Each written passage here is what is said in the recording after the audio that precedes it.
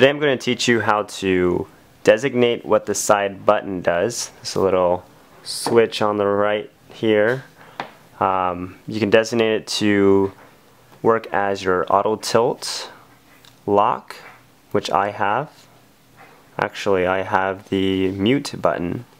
This little switch right here. Let me change the focus. You can see this will actually change the mute on and off, or you can designate it so it auto rotates.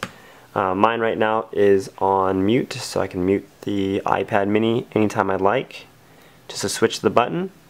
If you want to change it to the auto rotate, because I know I like to use my iPad mini in weird ways and orientations when I'm using it to message and things like that, just go into your settings.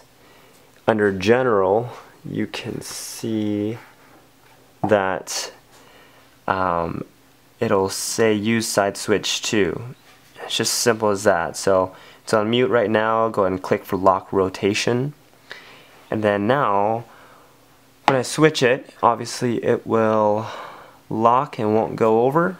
But hitting the switch, it auto rotates to wherever direction you need it to.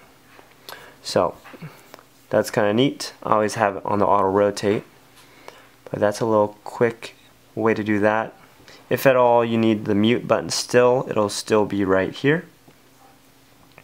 And when you switch it over to the mute on the side switch, this one will actually change to portrait orientation lock. And that's what I meant to push on.